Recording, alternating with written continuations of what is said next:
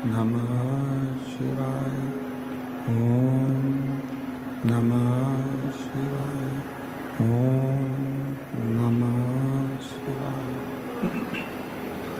बोलो विश्वनाथ भगवान की, महाकालेश्वर भगवान की, ओंकारेश्वर भगवान की, बाबा वैद्यनाथ भगवान की, वासुकीनाथ भगवान की, कुबेरेश्वर महादेव की।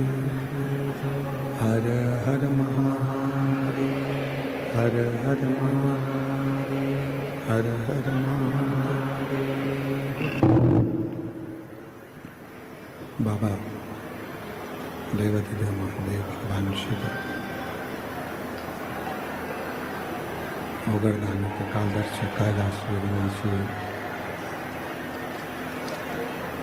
भगवान देवाधिदेव महादेव भगवान शंकर, जिनकी पुनीत पावन पवित्र श्री महापुराण की पवित्र कथा भगवान देवाधिदेव महादेव की कृपा से, करुणा से, उनकी उदारता से पवित्र पावन शिव पुराण की कथा बाबा वैद्यनाथ जी की पवित्र धरा पर झारखंड राज्य के इस पवित्र पावन ज्योतिर्लिंग में ये पवित्र पावन शिव महापुराण की कथा श्रवण करने का सौभाग्य प्राप्त हुआ है। बड़े भाग्यशाली हैं आप सभी जो इस पवित्र पावन शिव महापुराण की कथा को श्रवण कर रहे हैं। कथा के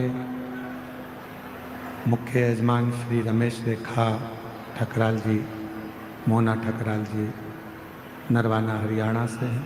एक बार जोरदार ताली बजाकर उनका स्वागत।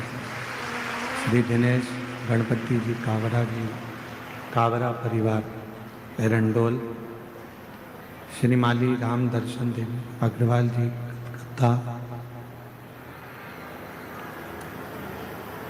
श्री गिरीश कलकत्ता से हैं, श्री गिरीश चंद्र स्नेहलता खोसला जी इंदौर से हैं, श्री गोपाल शंकरलाल सोनी जी, प्रेमलता शंकरलाल सोनी जी देवास से हैं, श्री अमित रजनी मुदगल जी बीटा अम्बाला से हैं, श्री चतुर्वेदी परिवार झांसी से हैं, श्री कृष्ण लाल जी दयावती गुप्ता जी अम्बाला हरियाणा से हैं, श्री प्रदीप ममता बंसल जी, श्री माता कांता बंसल जी दिल्ली से हैं, श्री मिथिलेश पुष्पा मिश्रा जी धनबाद झारखंड से हैं, श्री ध्रुव सिंह, आरती सिंह, एकता सिंह, भानु प्रताप सिंह देवघर झारखंड से हैं, श्री गोपाल कृष्ण किरण झा, रंजन सुदेश झा जी देवघर झारखंड से हैं, श्रीमती रेणु जी पुत्र श्री अभिनव कुमार जी देवघर झारखंड से हैं, श्रीमती रीना कुमारी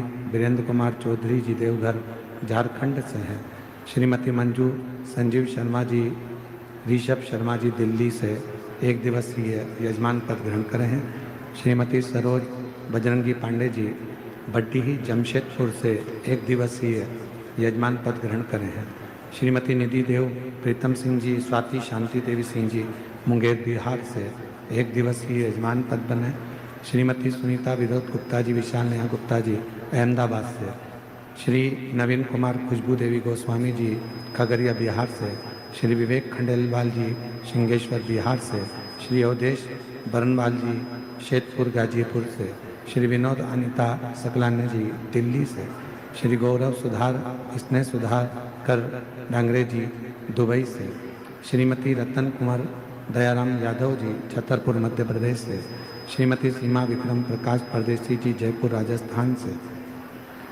श्री नथुराम कृष्णा मोदी बीकानेर राजस्थान से, श्रीमती रेखा नरेश रुड़कतरा जी मुंबई से, स्वर्गीय सुरेंद्र गुप्ता जी की स्मृति में श्रीमती शारदा गुप्ता जी द्वारा श्रीमती मीना राजेंद्र मोहन जी गुप्ता प्रीति नोटियाल जी द्वारा गुप्ता द्वारा अलवर राजस्थान से, श्रीमती मीना राजेंद्र मोहन जी प्रीति नोटियाल द्वारा दिल्ली से श्री यजमान एवं एक दिवसीय यजमान पद को ग्रहण किया और अपने जीवन को सार्थक किया। बाबा देवादिदेव महादेव की यह पवित्र पावन भूमि, जहाँ भगवान शिव की कृपा से, शंकर जी की करुणा से, उनकी उदारता से पवित्र पावन शिव कथा को आप और हम श्रवण कर रहे हैं और अपने जीवन को सार्थक कर रहे हैं। शंभो शंभो। तेरी कृपा बिना न हिले एक भी अणु, लेते हैं श्वास तेरी कृपा से तनु तनु। बखान क्या करूं मैं लाखों के ढेर का, चपटी भगवत मेरे खजाना कुबेर का। हे गंगाधर मुक्ति द्वार ओंकार तू, भोले ओंकार तू। आयु शांति हारी शंभु तारकार तू। भगवान शिव की ये पवित्र कथा जी आनंद देने वाली है। कहीं ना कहीं आपके और हमारे पुण्य की प्रबलता है, जिसके कारणवश बक्सों की आवाज बिल्कुल नहीं है, जिसके कारणवश ये पवित्र कथा श्रवण करने का सौभाग्य मिला है।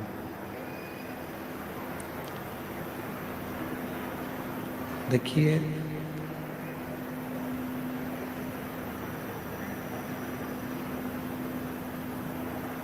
एकदम सीधा सीधा सीधा सीधा रास्ता यदि है तो समझ लेना कि आपको मंजिल मिलने वाली नहीं। मानव का शरीर, मनुष्य की देह ये चल नहीं रहा है। मानव का शरीर, मनुष्य की देह जब हमको मिलती है और मानव का शरीर जब आपको और हमको प्राप्त होता है,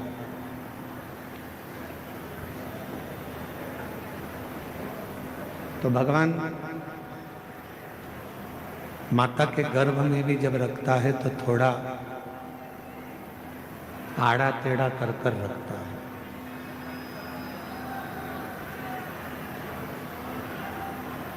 भगवान जब माता के गर्भ में रखता है तो टेढ़ा कर कर रखता है कि ये माता के गर्भ में रहेगा तो श्रेष्ठ रहेगा। उसी तरह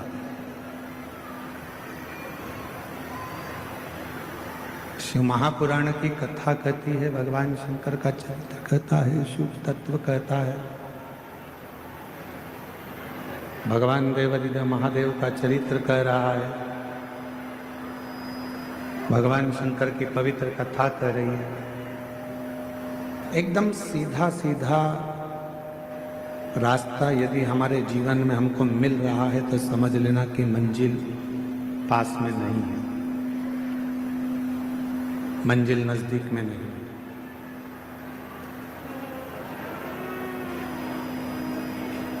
सरलता में कभी सफलता नहीं। कोई चीज सरलता से मिल गई तो समझ लेना कि इसमें सफलता नहीं। पढ़ाई करने बैठे हो, विद्या अध्ययन करने बैठे हो, पढ़ रहे हो, एक बार सफलता नहीं मिली, फिर दूसरी बार पढ़ाई करी, फिर सफलता नहीं मिली तो फिर तीसरी बार पढ़ाई करी। बक्से चलाओ, बक्से नहीं चल रहे हैं कहीं के भी। एक बार सफलता नहीं मिली, 2 बार सफलता नहीं मिली, 3 बार सफलता नहीं मिली। कई लोग ऐसे होते हैं कि जो सोचते हैं कि मैंने एक बार अगर पढ़ लिया तो मुझे सफलता मिलना चाहिए।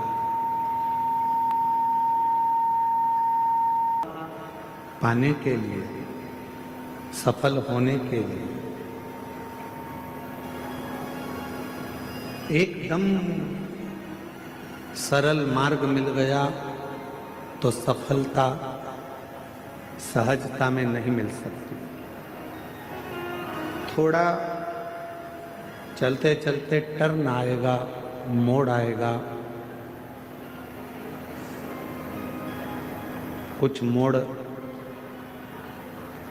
जिंदगी में ऐसे आ जाते हैं जिन मोड़ के बल पर संसार का मनुष्य उन्नति की सीढ़ी पर चले जाता, सफलता की ओर बढ़ जाता।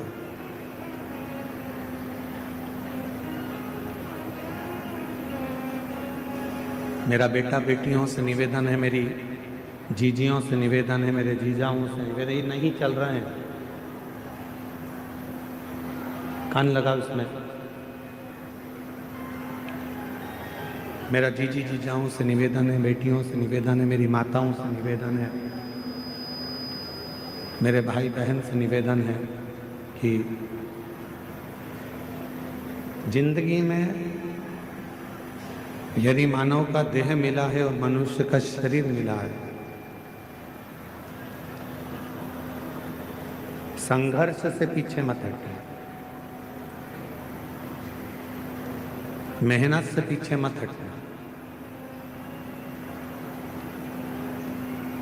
असफलता को देखकर डरना नहीं। एक ना एक दिन मेरा देव अधिदेव महादेव, मेरा बाबा भोलेनाथ आपका हाथ पकड़कर आपको मंजिल तक पहुंचा कर दिया। बोल बम का नारा है, सारी समस्या का हल। कभी ना कभी यदि आप मेहनत पूरी कर रहे हैं, परिश्रम पूरा कर रहे हैं, आप अथक मेहनत में लगे हुए हैं, परिश्रम में लगे हुए हैं, बहुत मेहनत आप अपनी जिंदगी में कर रहे हैं, तो सफलता जरूर मिलेगी, ये निश्चितता है, सफलता जरूर प्राप्त होगी।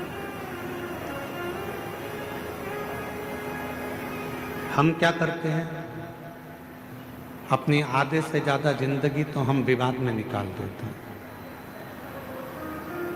संवाद तो हम नहीं कर पाते, हम विवाद में पड़े रहते हैं।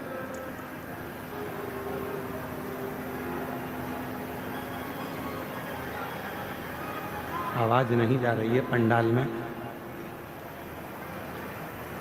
आधे से ज्यादा जिंदगी हम विवाद में निकाल देते हैं। थोड़ा सा जीवन, कुछ जीवन ऐसा होता है जिसको हम संवाद में निकालते हैं।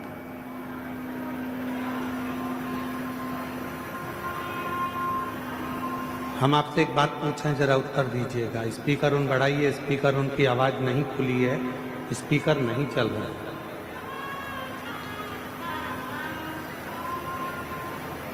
एक बात आपसे पूछें, उत्तर दीजिएगा।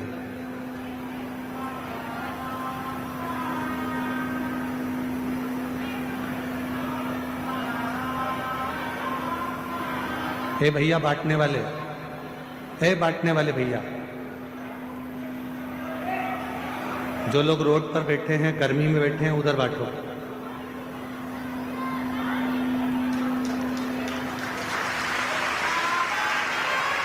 ले जाओ यहाँ से।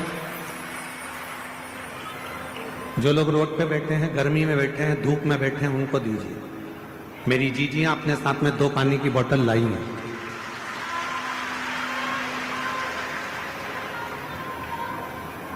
एक बात आपसे पूछें कि पांडव और कौरव दोनों में विवाद किस चीज के लिए हुआ? कोई गाड़ी के लिए विवाद हुआ क्या? घोड़ों के लिए विवाद हुआ क्या? सोना चांदी के लिए विवाद हुआ क्या? कौरव और पांडवों में विवाद हुआ तो केवल जमीन के लिए विवाद हुआ, केवल जमीन।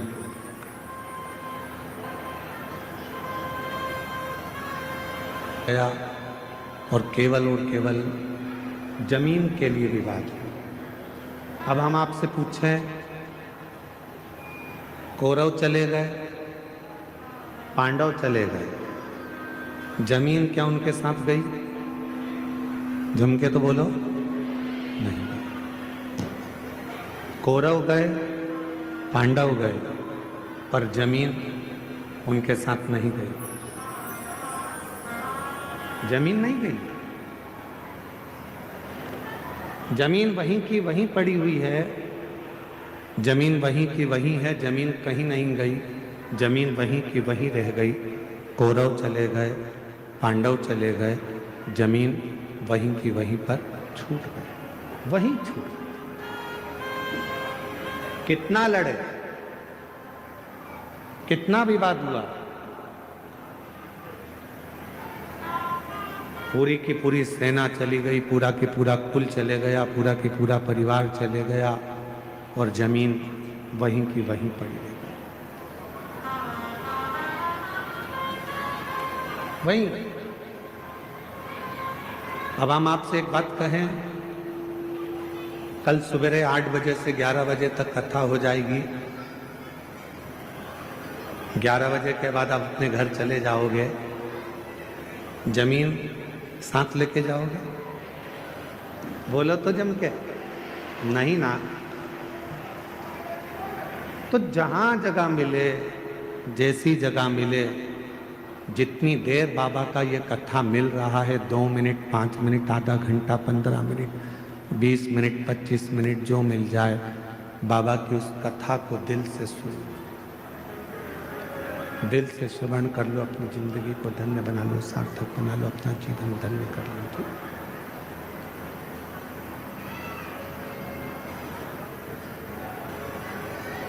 जमीन कहीं नहीं गई है, जमीन वहीं की वहीं है। जमीन को कोई लेकर नहीं गया, जमीन अपनी जगह पर रह गई, जमीन कहीं पर नहीं गई है। शंभो शंभो शंभो शंभो शंभो शंभो शंभो। चोंगे जैसी आवाज आ रही है, उसको सेट तो करो। शंभो शंभो शंभो। जमीन कहीं नहीं गई, जमीन वहीं की वहीं रह गई है। कौरव चले गए, पांडव चले गए, पर जमीन वही है। शिव पुराण कह रही है, यदि मानव देह मिला है, मानव का शरीर मिला है, मनुष्य का शरीर मिला है, कान लगाओ मां, मानव का शरीर मिला है, मानव की देह मिली है, मनुष्य की देह अगर प्राप्त हुई है, और हमने उस पूरी मानव की देह को, मानव के शरीर को मात्र विवादों में निकाल दिया, और हम भगवान देवादिदेव महादेव का कोई भजन ना कर पाए, कोई संवाद ना कर पाए, तो आपकी और हमारी जिंदगी दोनों ही व्यर्थ है, दोनों ही। और मैंने तेरे ही भरोसे बाबा, तेरे ही भरोसे हवा उड़ती जागी, बाबा डोर तो कठिना कटी जाए। भोले मैं तेरी पतन शंभो मैं तेरी पतन। हमारा पूरा जीवन, हमारा पूरा समय हम विवादों में निकाल दिए तो फिर हमारा जीवन व्यर्थ चला गया, व्यर्थ निकल गया। उस जीवन को श्रेष्ठ कैसे बनाए? मान लो बहुत बड़ा रोग हमारी जिंदगी में आ गया, बहुत बड़ी बीमारी हमारी जिंदगी में आ गई, डॉक्टर की दवाई भी ले रहे हो, इलाज भी करवा रहे हो, जांचें भी करवा रहे हो, सब कुछ कर रहे हो, सब कुछ। उसके बाद भी यदि आराम नहीं लग रहा, उसके बाद भी अगर हमको हमारे शरीर में आराम नहीं लग रहा तो फिर हम क्या करें? बहुत सावधानी से सुनिएगा कथा को। ध्यान रहा है कि मैं दवाइयाँ खा रही हूँ, जांचें भी करा रही हूँ, इसके बाद भी मेरे शरीर पर दवाई असर नहीं कर रही, मेरा स्वास्थ्य ठीक नहीं हो रहा, तब 2 लोटा जल लीजिए, 5 बेलपत्री शिव जी पर चढ़ा दीजिए और जल की धार दोनों हाथों से धीरे धीरे कुंदकेश्वर महादेव का नाम लेकर जल की धार चढ़ाना प्रारंभ करिए। 1 बेलपत्र और शिव जी पे चढ़ा हुआ जल लेकर आ जाइए।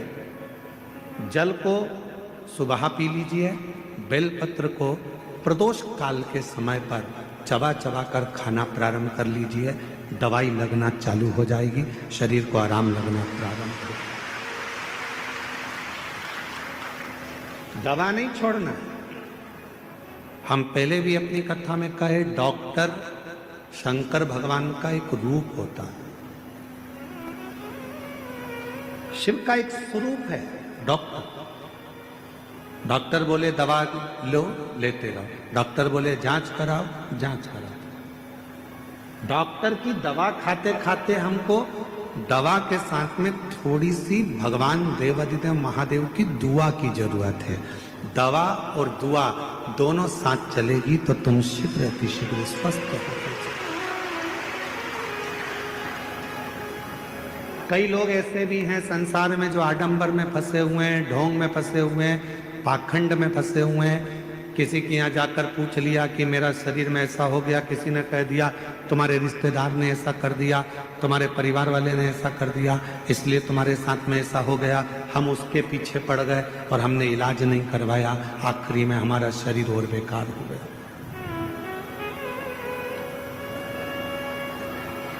अपने गांव में, अपने नगर में, अपने क्षेत्र में, अपनी कॉलोनी में, अपनी सोसाइटी में, अपने शहर में जो चिकित्सा का केंद्र हो, जो प्राथमिक चिकित्सा केंद्र हो, वहां जाना चाहिए। मैं देवघर के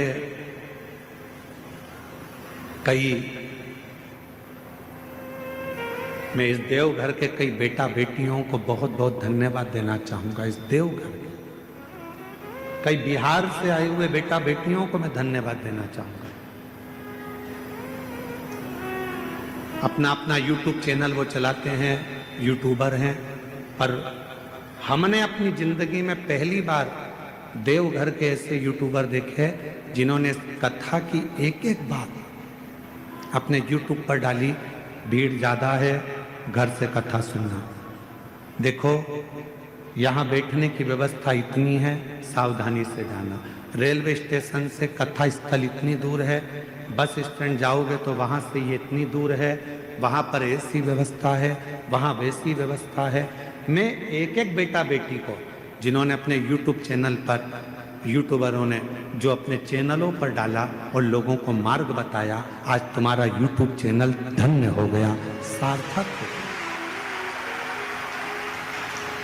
मैं यहाँ की पत्रकार बंधुओं को, यहाँ की सोशल मीडिया को, यहाँ की मीडिया को धन्यवाद दूंगा। उन्होंने एक एक कॉलम अपने अखबारों में छोटा छोटा अलग अलग कॉलम बनाया सोशल मीडिया ने अलग अलग कॉलम बनाया, कहाँ बैठने की व्यवस्था कैसी है, भोजन करने कैसे जाना है, महाराज जी ने क्या बताया, वृद्ध लोग नहीं जाएं, बीमार व्यक्ति कथा में ना जाए, छोटे बच्चे हैं तो उनको लेकर कथा में ना जाएं, अपने साथ अपनी दवाई गोली लेकर जाएं, 3 किलोमीटर पैदल चलना पड़ेगा। ये पत्रकार बंधुओं ने, ये मीडिया ने, ये सोशल मीडिया ने पूरे झारखंड को, बिहार को, पूरे बंगाल को ये बताया कि किस तरह से देवघर जाना है।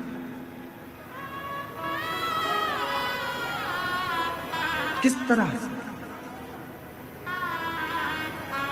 देवघर के कई बेटा बेटी रात्रि को चाय बना बना के लोगों को पिला रहे हैं। देवघर के कई बेटा बेटी रात्रि को कंबल बांट रहे हैं। देवघर के कई बेटा बेटी रात्रि को किसी को डॉक्टर की जरूरत पड़ जाती है तो हाथ पकड़कर उसको हॉस्पिटल तक लेकर जा रहे हैं। ये देवघर है जहां मेरा शंकर बसता है। ये देवघर है जिसके बच्चे बच्चे में मेरा शंकर बसता है। ये देवघर है जहां की बेटी के हृदय में स्वयं शिव और शक्ति बसता है। ये इस देवघर को पहचानना बहुत कठिन है। देवघर को जो पहचान गया, देवघर को जो जान गया, उसने अपनी जिंदगी सार्थक कर ली। और खाली ना जाता कोई दर से तुम्हारे, खाली न जाता कोई दर से तुम्हारे, मैं भी खड़ी हूँ नंदी बाहें पसारे, अपने हृदय से लगा लो गिरा जा रहा हूँ, उठा लो भोले अपने डर से अब तो ना टालो, गिरा जा रहा हूँ, उठा लो। मेरे शिव किसी को खाली नहीं भेजे हैं जीवन में, सबका भंडार भरकर, सबको संपदा देकर। जरा विचार करिए, ये वो पवित्र धरा है जहां बेजू ग्वाले ने भगवान शंकर के शिवलिंग को माता पार्वती जी के, मां आद्य शक्ति माता सती के हृदय में ले जाकर रख दिया था। लंका का राजा रावण देखकर थकित रह गया था, तो क्रोध में आकर लंका के राजा रावण ने उस शिवलिंग को अपने अंगूठे से जमीन में धंसाना प्रारंभ कर दिया।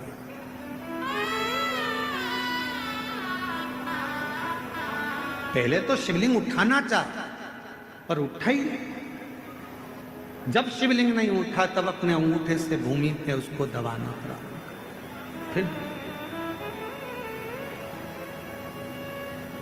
पर तेरी कृपा का क्या है भरोसा, कब किस पर हो जाए, जरा सी हम पर कर दो, जरा सी हम पर कर दो। जिस पर भी हो गई तेरी कृपा करुणा, वो भव पार हुआ, भव पार हुआ। पापी हो चाहे जितना, उसका भी बाबा उद्धार हुआ, उद्धार हुआ। गिद्ध अजामिन गणिका तेरे मन को भार, जरा सी हम पर कर दो, जरा सी हम पर कर दो। भोजन करो पर त्रुटि ना देखो, भजन करो पर उसमें सुख ना देखो। तुम सोचो कि मैं कथा में जा रही हूं और मुझे अच्छी जगह मिल जाएगी, मैं बैठ जाऊंगी कथा सुनने के लिए मुझे अच्छी जगह मिल जाएगी, अच्छी जगह पे मैं जाके बैठ जाऊंगी। बिल्कुल, दूसरी कथा में जाओगे तो जगह अच्छी मिल सकती है, पर शिव पुराण में तो शंकर भगवान के जैसे गण रहते हैं और शंकर भगवान का जैसे कैलाश रहता है, वैसे ही तुम्हें जाना है और वैसे ही बैठना है और वैसे ही श्रवण। बाकी की कथा का हम नहीं कर सकते, क्योंकि बाकी की कथा में तो तुम्हारे लिए कुर्सी भी लगती है, गादी भी लगती है, चद्दर भी बिछती है, तुम्हारे लिए सारी व्यवस्था होती है, कूलर भी लगाए जाते हैं। अब यहाँ तो तुम्हारा हाथ ही कूलर है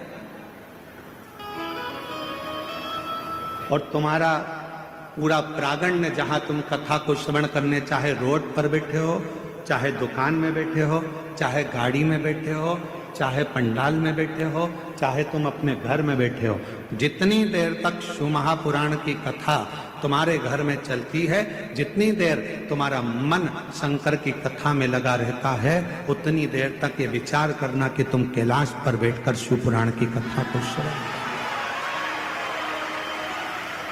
भजन में सुख मत देखना कि मुझे ये सुख मिलेगा, मैं कथा सुनने जाऊंगी, मैं वहां जाकर बैठ जाऊंगी। भजन कथा में आओ तो ज्यादा डेंटिंग पेंटिंग करके भी मत आओ। 3 किलोमीटर तक चलोगी, आधी तो पसीने में बह जाओ।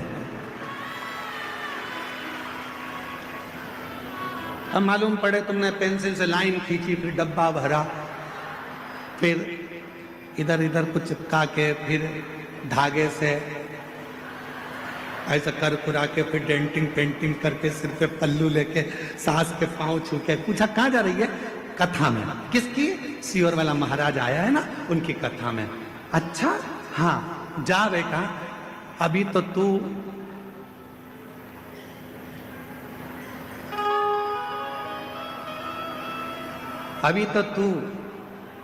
बहुत सुंदर बनकर जा रही है। जब वहां से आएगी ना, मम्मी, ओ मम्मी, मम्मी बोली हाँ बेटा, आ गई कथा में से। ऐसा दुख काटो दया करी निदर्शन आपो, शंभु शरण पड़े मांगो घड़ी रे घड़ी, दुख काटो दया करी निदर्शन आपो। शिव कथा में आए, सुख मत देखना। शिव कथा में आप सोचो कि मुझे बैठने की जगह मिल, ना ना, आपको जहां जगह मिल जाए वहीं बैठ जाओ। किसी को कष्ट मत दो, किसी को परेशान मत करो, तो समझना कि तुम्हारा कथा में जाना सार्थक हो गया, तुम कथा में पहुंच। अब मालूम पड़ा दर्शन के चक्कर में, देखने के चक्कर में, कथा के चक्कर में एक दूसरे को परेशान कर रहे हो, कष्ट दे रहे हो, और तुम सोचो कि भगवान की कृपा हो जाए। फिर मेरा भोले बाबा कृपा नहीं कर सकता, करुणा नहीं कर सकता, दया। जहां मिले, रोड पर मिले, रोड पर जहां मिल जाए वहां शांति से बैठो, कथा को सुनो, तो शब्द कानों में जाएगा, भगवान का नाम लेना, भगवान का भजन करना। तो भोजन में खोट मत ढूंढना, भजन में सुख मत ढूंढना। इसमें सुख मिलेगा, हमें बैठने की व्यवस्था अच्छी मिलेगी, धन अच्छा मिलेगा, ना ना, भजन करने बैठो तो ये विचार कर कर बैठना। जब भी बाबा वैद्यनाथ जी के दर्शन के लिए जाओ, देवघर की पवित्र भूमि पर आओ और बाबा के जब दर्शन करो तब बाबा से विनय करना, बाबा इतनी कृपा करना जैसे तेरे घर में गणेश जी हैं, तेरे घर में जगत जननी अम्बा है, तेरे घर में षडानंद कार्तिकेय है, तेरे घर में सारे भक्त हैं, तेरे घर में लक्ष्मी है, तेरे घर में नारायण है, तेरे घर में सारा सुख है। मेरे देवघर वाले बाबा, मेरे घर में तू आकर बैठ जाना, वो भी तेरा घर है और मेरे घर में भी सब संपदा भर देना।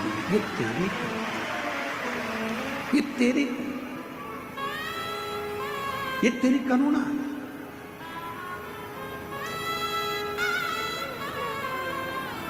महाराज,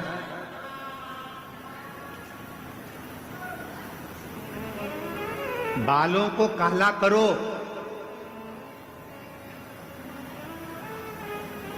मना नहीं है। बालों को काला करो मना नहीं है, पर बालों के चक्कर में गालों को काला करो ये ठीक नहीं है।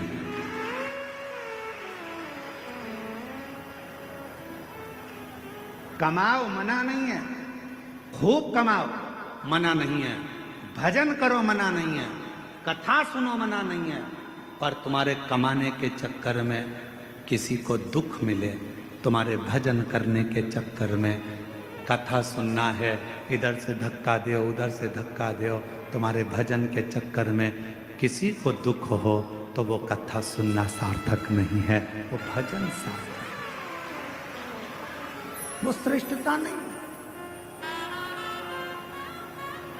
बाल काले करो मना नहीं है, पर बाल के चक्कर में गाल काले मत कर लेना।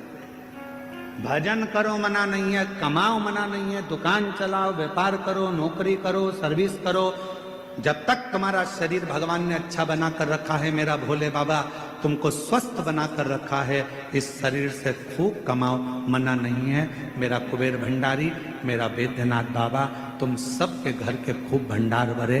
हम बाबा से यही प्रार्थना करते हैं कि बाबा खूब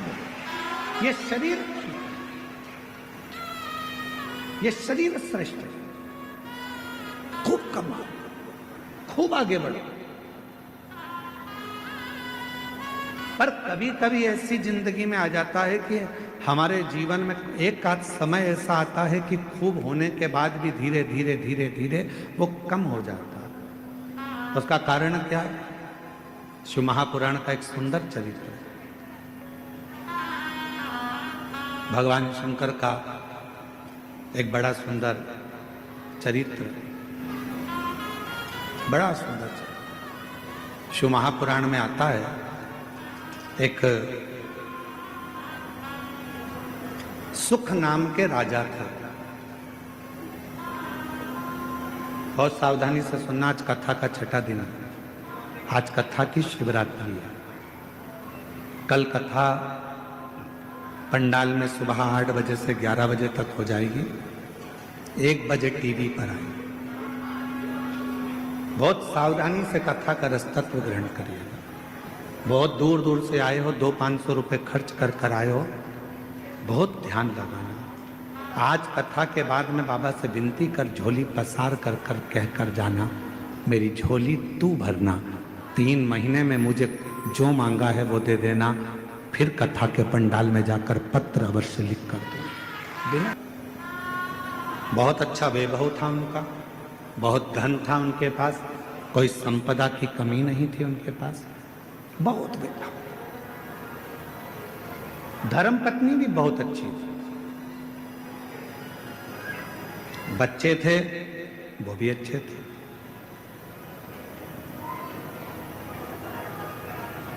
चारों तरफ उसका राज्य फैला हुआ था। पर एक बार नगर में अकाल पड़ गया। अकाल, वृक्ष फल नहीं देते, अन्न नहीं होता, पीने का पानी नहीं है। जितनी राज्य में घोड़े थे, हाथी थे, सेना थी, रथ थे, सब धीरे धीरे वो घोड़े हाथी बीमार होते चले गए, मरते चले गए। अकाल। सुख नाम के राजा के आसपास का जितना क्षेत्र था, सारे क्षेत्र में अकाल पड़ा हुआ था, बीमारी आ गई थी, जिस बीमारी ने चारों तरफ से लोगों को घेर लिया। बीमारी,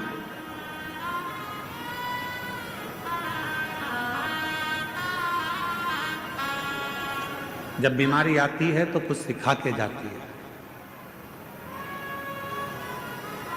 कोरोना बीमारी आई थी, पूरे देश को, पूरे राष्ट्र को, पूरे विश्व को हिलाकर रख दिया था। कपड़े की दुकान पर, शोरूम पर कपड़े भरे की भरे रह गए थे, और एक छोटा सा मास्क जिसकी कोई कीमत नहीं थी, 5 रुपए का, वो लोगों के मुख पर आ गया था, और करोड़ों रुपए का कपड़ा फैक्ट्री में बना बनाया रह गया। कोरोना बीमारी ने ये दिखाया, कोरोना बीमारी ने सिखाया कि किसी को हल्के में मत लेना, किसी को कमजोर मत समझना। कब किससे कहां पाला पड़ सकता है कोई मालूम नहीं है। लोग समझते हैं गरीब है, लोग समझते हैं ऐसा है, अनपढ़ है, बेकार है, गरीब है, लोग उसको धुतकारते हैं, हटाते हैं, पूछते नहीं है, समझते नहीं है। तुम क्या सोच के बैठे हो कि जिंदगी में वो हमेशा गरीब ही रहेगा? शिव पुराण की कथा कहती है, अगर मेरे बाबा देवादिदेव महादेव के भजन में वो लग गया, भले गरीब है, तुमने नहीं पूछा, सम्मान नहीं दिया, आदर नहीं किया, सत्कार नहीं किया, उसको कुछ भी नहीं किया तुम लोगों ने, और वो गरीब था, गरीब था, गरीब था, और एक दिन वो शिव पुराण की कथा में पहुंच गया और उसने अपने मंदिर में एक लोटा जल चढ़ाना प्रारंभ कर दिया, और एक दिन मेरे महादेव ने उसका हाथ पकड़कर उसे उन्नति की सीढ़ी पर चढ़ा दिया। तो एक दिन तुमको भी उसके हाथ जोड़ना पड़ सकता है। और देखा इस व्यासपीठ ने 30 साल में 30 साल कथा के इस पड़ाव में चल रहे हैं, और 30 साल इस कथा को होते चले गए। 30 साल में हमने देखा जो बहुत साधारण सा था, लोग उसको गिनते नहीं थे, हटा देते थे, धक्का मार देते थे, अपशब्द कह देते थे, वो एक दिन इतने सिंहासन पर जाकर बैठ गया कि अब उससे मिलने के लिए लोगों को टाइम लेना पड़ता है, समय लेना पड़ता। अच्छा, तुम अभी बिहार का चुनाव हुआ, बिहार में कई प्रत्याशी ऐसे खड़े करे गए जिनको लोग गिनते ही नहीं थे। बोलो बोलो, सही है कि गलत है? जिनको लोग गिनते ही नहीं थे, और आज की तारीख में वो विधायक बनकर बैठ गए। तो सर, मैडम, सर, अब गिनना पड़ रहा। किसी को कमजोर मत समझना, सारी समस्या का हल, और ये विश्वास के साथ। कल एक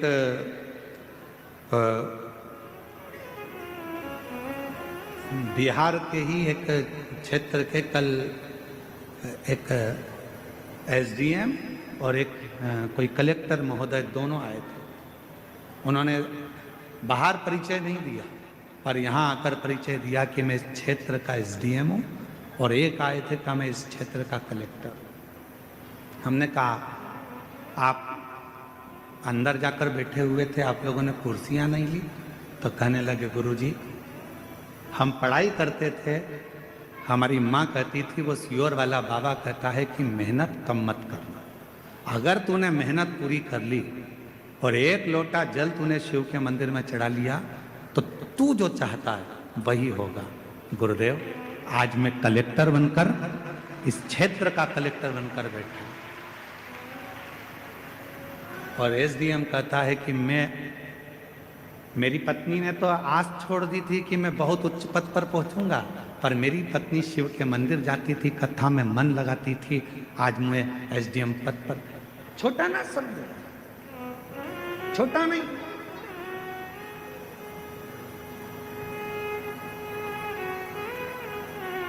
साधारण ना समझो। तेरी कृपा का लागे भरोसा, कब इस पर हो जरा से हम पर कर दो, जरा से हम पर कर दो। छोटा ना समझे। कौन छोटा कब बढ़ जाएगा कोई भरोसा। कोई बहुत दादा बनता है, पहलवान बनता है, बहुत सूरमा बनता है, एक दिन शरीर में ना जाने कौन सा रोग लग जाएगा, पलंग पर पड़ा रह जाएगा। इसलिए न तन का अहंकार करो, ना धन का अहंकार करो। यदि अहंकार करना ही है तो अपने देव अधिदेव महादेव की भक्ति का अहंकार करो, शिव भक्ति का। बड़े बड़े सूरमा भी सैया पर लेट जाते हैं।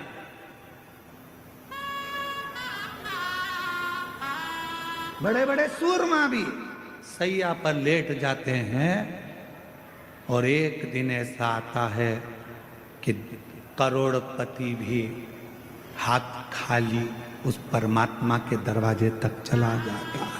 हाथ खा, कुछ नहीं। पांड्य देश का राजा सुख, धन बहुत था, वैभव बहुत था, सत्ता बहुत थी, संपदा बहुत थी, सब कुछ था, पर किसने समय जाना, अकाल पड़ गया, राज्य के हाथी घोड़ा सब मर गए, बीमारियां लग गई, लोग होन बीमार पड़ने लगे, मरने लगे, अकाल था, कुछ खाने को नहीं मिला, पानी पीने को नहीं मिला, कुछ भी नहीं मिला, कुछ। पास के राज्य के राजाओं को मालूम पड़ा कर अपना हक कर लो, पूरे राज्य। ध्यान देना थोड़ा सा, बहुत सावधानी का कथा है आज की, बहुत सावधानी। सुख के साथी हजारों हैं, जब दुख पड़ा तब धन के साथी हजारों हैं, जब धन ही नहीं तो। श्री राम के संग हजारों सखा, वनवास हुआ तब।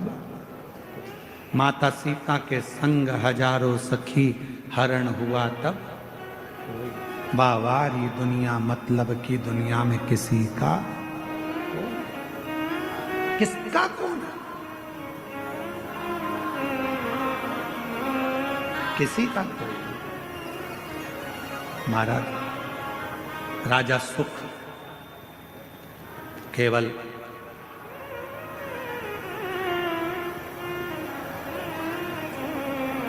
अपने दिल की बात किससे कहें, अपने हृदय की बात किससे कह सकते हैं, किससे अपने मन का भाव कहें। एक वो सुंदर लाइन का स्मरण आता है कि मेरा तू ही तो हमदर्द है, जिसे हर दर्द कहता हूँ। आप भी बोलिए, मेरा तू ही तो हमदर्द है, जिसे हर दर्द कहता हूँ। दुनिया के आगे प्रभु चुपचाप में रहता हूँ। दुनिया के आगे प्रभु चुपचाप में रहता हूँ। मेरा तू ही तो हमदर्द है, जिसे हर दर्द कहता हूँ। मेरा तू ही तो हमदर्द है, जिसे हर दर्द कहता हूँ। किससे कहोगे जाके? जीवन में थोड़ा दुख आएगा, तकलीफ आएगी, कष्ट आएगा, किसको कहोगे? किसको कहोगे? पड़ोसी से कहोगे तो लोग कहेंगे पहले तो फूली फिरती थी, अब जगत में रोती फिरती है। रिश्तेदारों से कहोगे तो लोग कह देंगे पहले तो जगत में घूमती फिरती थी, अब रोती फिरती है। किससे कहेंगे? मेरा तू ही तो हमदर्द है, जिसे हर दर्द कहता हूँ। बाबा, ओ देवघर वाले, ओ काशी वाले, ओ केदारवासी, ओ सीहोर वाले, मेरे दुख को कौन सुनेगा? मेरे महाकाल बाबा, तुझे ही तो पुकारा है। मेरा तू ही तो हमदर्द है, जिसे हर दर्द कहता। बाबा बहुत दिन से खाली झोली है बाबा, बहुत पुकार रहा हूं। बाबा तू झोली भरेगा ये मुझे विश्वास है, तो मुझे खाली नहीं छोड़ेगा ये मेरा भरोसा है। बाबा ये मेरा भरोसा कहता है, ये मेरा विश्वास कहता है, तो मुझे खाली नहीं छोड़ेगा। ये मेरा भरोसा कर, ये मेरा विश्वास कर, तो मुझे खाली नहीं लग सकता।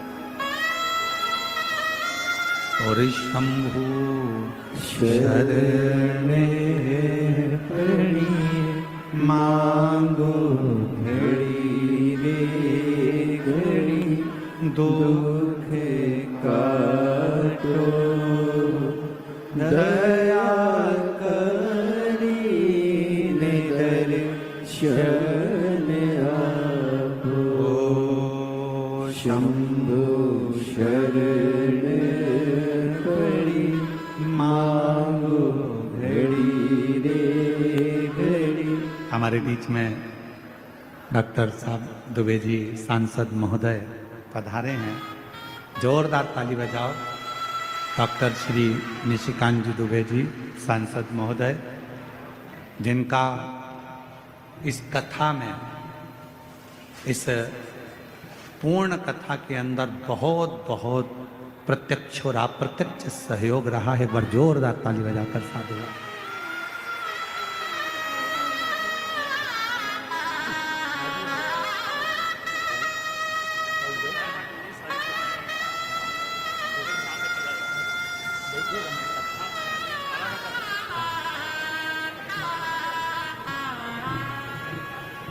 मेरा तो ही तो हमदर्द है जिसे हर दर्द कहता हूँ। दुनिया के आगे प्रभु चुपचाप में रहता हूँ। दुनिया के आगे प्रभु चुपचाप में रहता हूँ। मेरा तो ही तो हमदर्द है जिसे हर दर्द कहता हूँ। कथा कह रही है, बाबा का सुंदर कथा वर्णन कर रही है। सुख नाम का राजा, संपदा बहुत थी पर अकाल पड़ गया और उस अकाल में सब कुछ चले गया। सब कुछ समाप्त।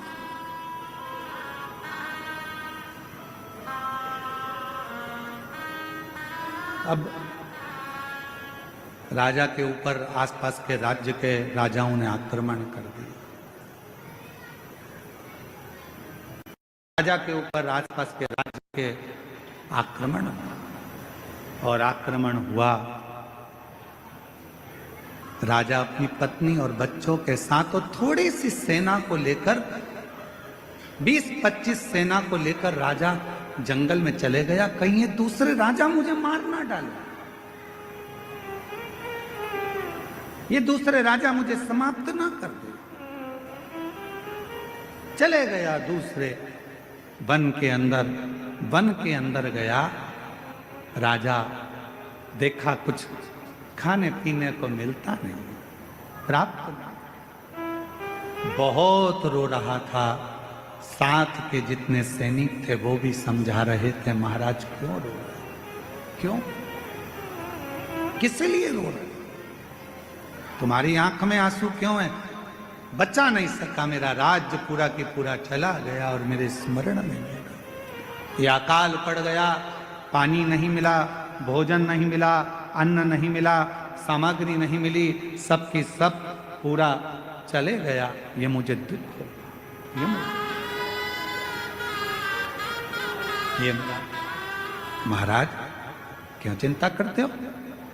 सामने एक शंकर भगवान का शिवलिंग एक ओटले पर, ओटला जानते हो, चबूतरे पर केवल शिवलिंग रखा हुआ था, केवल शिवलिंग और कुछ केवल शिवलिंग। चबूतरे पर एक शिवलिंग रखा है, मात्र एक शिवलिंग चबूतरे।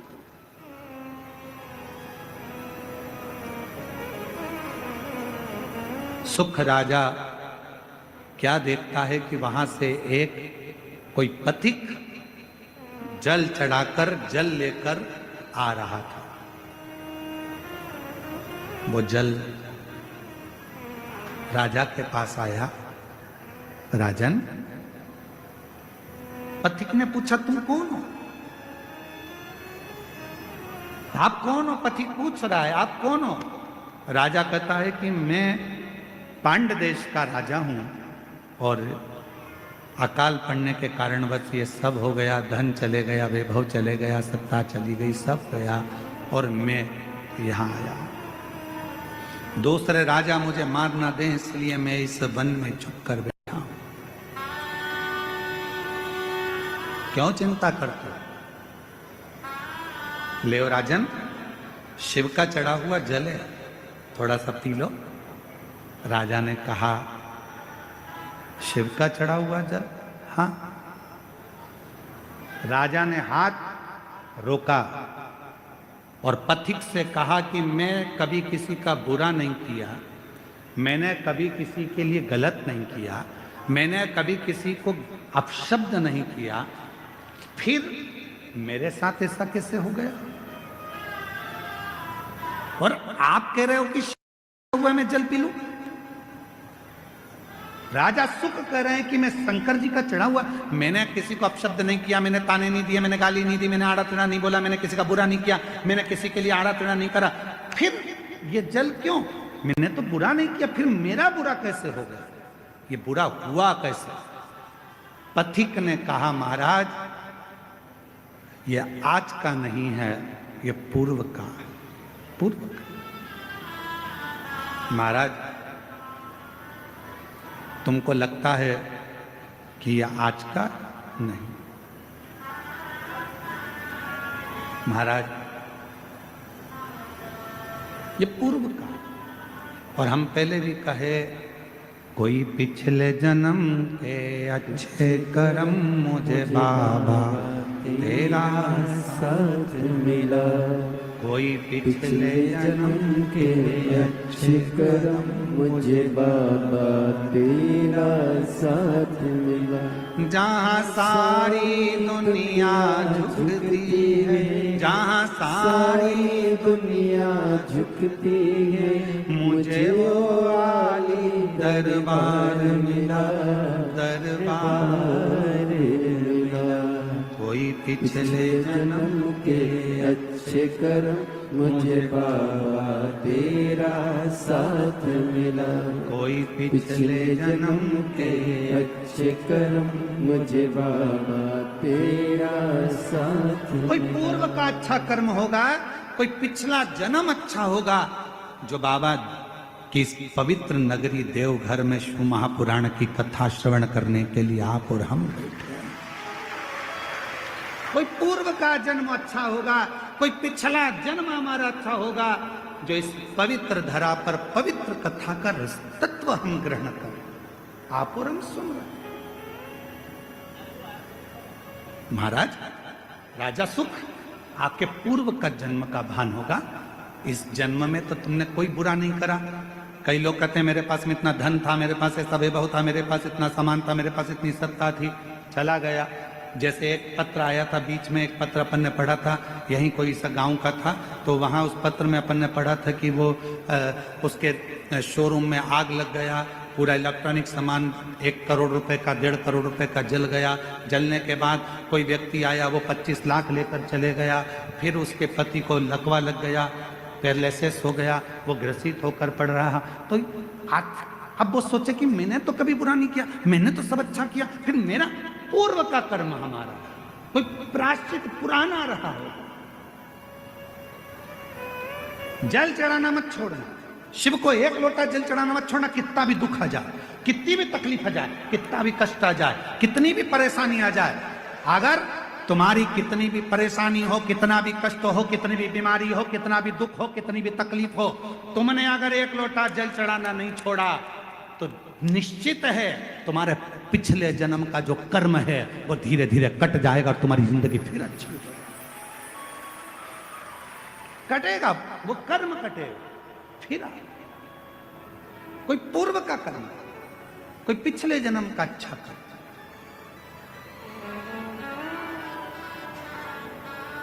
मैं माननीय सांसद महोदय डॉक्टर निशिकांत जी दुबे जी साहब को भी धन्यवाद दूंगा कि आपके पूर्वजों का, माता पिता का और कहीं देवघर वाला मेरे भोले बाबा का आप पर भी बड़ा आशीर्वाद है। इसलिए बाबा ने पहले दिन भी कथा में बुलाया और आज छठे दिन शिवरात्रि के दिन भी बाबा ने आपको कथा बाबा तेरा साथ मिला, कोई पिछले जन्म के अच्छे कर्म मुझे बाबा तेरा साथ मिला। कोई पूर्व का कर्म था राजा सुख, तुम चिंता मत करो, तुम जल तो पियो। राजा सुख ने पूछा कि आप इतना जानते हो तो एक बात और बताओ कि मैंने पिछले जन्म में ऐसा क्या कर दिया था जो मेरा पूरा सत्ता, पूरा वैभव सब चले गया। पथिक ने कहा, राजा सुख सुनो, पूर्व जन्म में तुम एक डाकू बनकर जन्म लिए थे। मारना, काटना, बेकार करना, कष्ट देना, सब करा, सब किया। लोगों का अन्न छुड़ा लिया, लोगों का वैभव छुड़ा लिया, इसलिए तुम्हारी सत्ता, तुम्हारा वैभव चले गए। राजा सुख ने कहा, यदि तुम कहते हो कि मैं पूर्व में डाकू था तो फिर इस जन्म में राजा कैसे बन गया? फिर इस जन्म में मुझे राजा का जन्म कैसे मिल गया? फिर इस जन्म में मेरे हाथी घोड़े कैसे हो गए? फिर इस जन्म में मेरी पत्नी बच्चे कैसे मिल गए? इस जन्म में मैंने सुख कैसे पा लिया? तब पथिक ने कहा, महाराज तुमने जिंदगी में एक काम करा, तुम भले डाकू बने, एक बार तुम्हारे शरीर में रोग हो गया, रोग होने के कारण तुम वन में औषधि ढूंढने गए। औषधि ढूंढने के लिए जब गए तुम्हें प्यास लगी, प्यास लगी तो तुम्हारे पास में पानी नहीं था, पानी नहीं था। एक शंकर का शिवलिंग देखा, उस शिवलिंग के पास में एक पात्र भरा हुआ रखा था, उस पात्र को तुमने उठा लिया, देखा शंकर के शिवलिंग पर बहुत सारा कुछ ना कुछ पदार्थ लगा था, तुमने वही पानी शिव पर डाल दिया और उसी पानी को झेलकर तुमने पी लिया, जिसके फल स्वरूप तुम्हें इस जन्म में राजा का जन्म मिला, पत्नी मिली, बच्चे मिले, घर मिला, परिवार मिला, सुख मिला, सब कुछ मिला। पर पिछले जन्म का एक पुण्य तुम्हारे को राजा बना देता है, पिछले जन्म का कुछ पुण्य तुम्हारे को फिर उस राज्य को छुड़ा लेता है।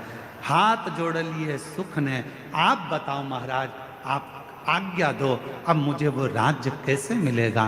तब पथिक ने कहा, उस राज्य को पाने का सबसे सुंदर तरीका है, शंकर के शिवलिंग के पास जाओ और शिव को फिर एक लोटा जल चढ़ाना प्रारंभ करो, वो सुख वापिस ले। हमसे लोग पूछते हैं एक लोटे जल में क्या है, एक लोटे जल में ऐसा क्या है, एक लोटे जल में इतना वैभव कैसे है, एक लोटे जल में इतना सुख कैसे है, एक लोटा जल सारी समस्या का हल कैसे हो सकता है, एक लोटा जल श्री शिवाय नमस्तुभ्यम सारे दुखों को कैसे हर सकता है? आखिर इस मंत्र में, आखिर इस जल में ऐसा होता क्या है? हम कहते हैं हमसे मत पूछो, तुम्हारी जिंदगी में तकलीफ आए तो चढ़ा के देखो, प्रैक्टिकल करके देखो कि तुम्हें उसमें फायदा मिल रहा है कि नहीं मिल रहा है। मेरे बाबा तुम्हारा हाथ पकड़ रहे हैं कि नहीं पकड़ रहे हैं? वो चाहे, वो कृपा करे, वो करुणा करे।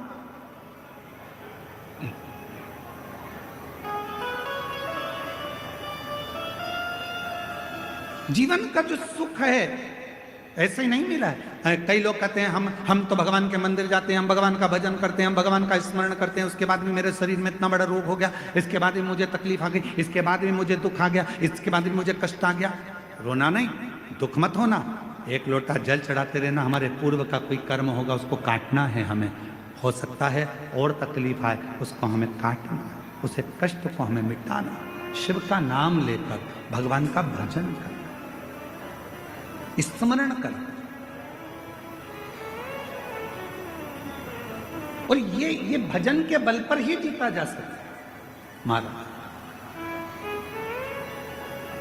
यदि आप लोगों में से कोई काशी गया होगा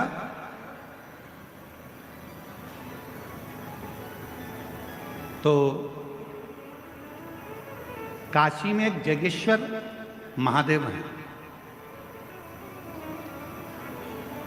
जगेश्वर महादेव काशी में विराजमान। कभी आप लोगों में से कोई गया होगा, स्मरण रखिए, काशी अगर कोई गया। एक होता है शमी का पौधा, एक होता है मंदार का पौधा। मंदार जानते हो सब लोग? बोलो तो जम के।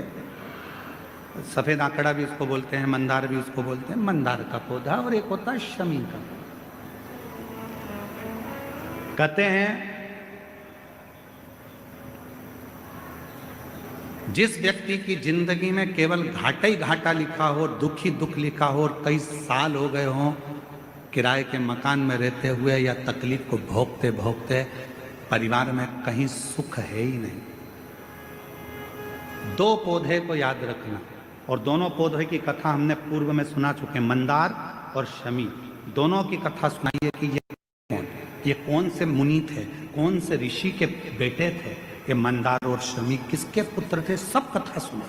आप YouTube पर सर्च करिएगा तो आपको कथा पूरी मिल जाएगी। आप उसको सुनिए। जिसकी जिंदगी में दुख ही दुख लिखा, कष्ट ही कष्ट लिखा, परेशानी परेशानी लिखी, तो मंदार और शमी ये दो पौधे ऐसे हैं जो जीवन में सुख प्रदान करते हैं। एक नियम बना लो, 12 महीने शिवरात्रि आती है, हर महीने शिवरात्रि पड़ती है, महीने में 2 बार प्रदोष पड़ती है।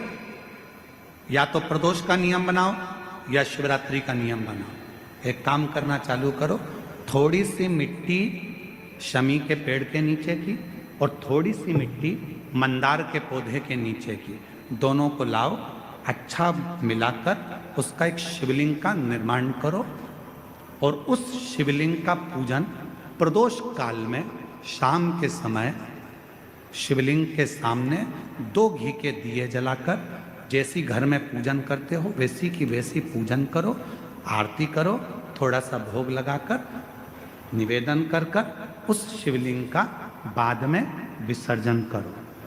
5 या 7 प्रदोष कर लो या 5 या 7 शिवरात्रि कर लो। आपको किसी के आगे हाथ नहीं फैलाना पड़ेगा। मेरा देव अधिदेव महादेव स्वयं भंडार भरना प्रारंभ कर देगा, स्वयं शिव भंडार भरेगा। मंदार और शमी के वृक्ष के नीचे का वो फल होता है जो सुख देगा, जो सुख देगा।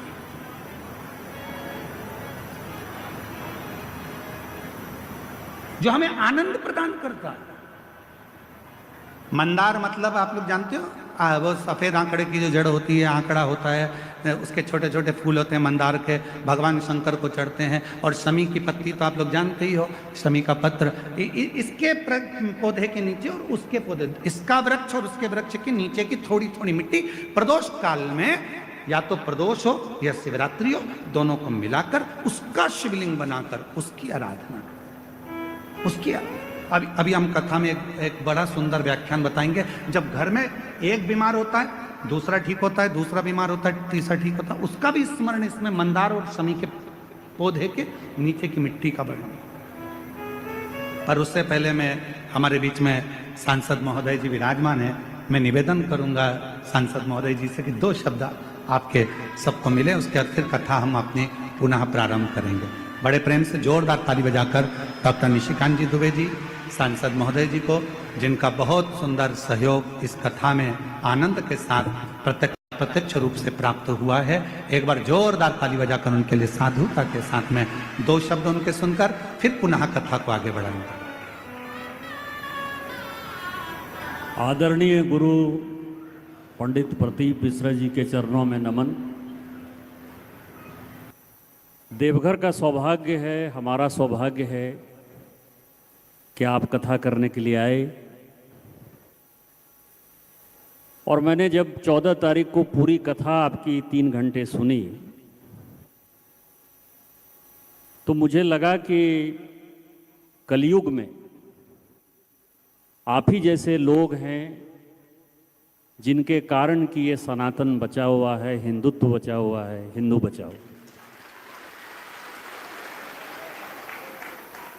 आपकी कथा जितनी मैं सुनता हूँ उतना मैं अनुभव करता हूँ कि कोई आडंबर नहीं है, कोई नई बात नहीं है।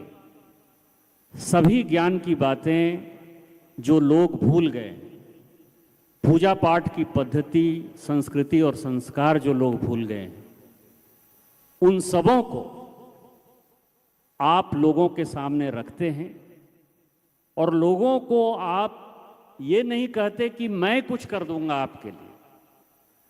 जो सबसे बड़ी बात आपके कथा में है और सबसे बड़ी बात आपके व्यक्तित्व में है, आपका व्यक्तित्व इतना बड़ा है क्योंकि भगवान की असीम कृपा है आपके ऊपर, नहीं तो इतनी भीड़ जो है शायद बुलाने से भी कभी नहीं आती। किसी के हिम्मत नहीं है कि इतनी बड़ी भीड़ जो है लोग आ जाते हैं। लेकिन आप जो कहते हैं कि सब कुछ भगवान शिव करते हैं, भगवान शिव की पूजा करो, भगवान शिव को पूजन करने के जो रास्ते आप बताते हैं वो अपने आप में बहुत बड़ा है।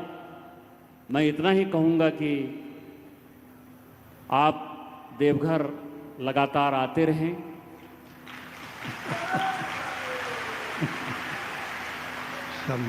हमारे जैसे लोगों को अच्छा लगेगा। इस इलाके में आपकी बहुत आवश्यकता है और जिस तरह से लोग इस इलाके में सनातन के प्रति विमुख हो रहे हैं, क्योंकि पॉपुलेशन जिस तरह से हमारा आदिवासी समाज का, एक दिन आपने कार्यक्रम किया आदिवासी समाज का, 45% आदिवासी हुआ करते थे 1951 में, आज वो 26-27% हो गए हैं। इसीलिए मैं आपसे आग्रह करता रहूँगा कि आप यहाँ आते रहें, आपके चरणों में नमन, और हम लोगों की रक्षा करते रहें। भगवान शिव आपको शक्ति और सामर्थ्य दें जिसमें कि इस तरह की कथा पूरे देश भर में जारी रहे। इन्हीं शब्दों के साथ जय हिंद, जय भारत। धन्यवाद माननीय सांसद महोदय जी। बात ही बात में आपने शंकर जी की ओर से पकड़ने का प्रयास किया है और ये शिव जी की उदारता है। बहुत बहुत साधुवाद, बहुत बहुत साधुवाद।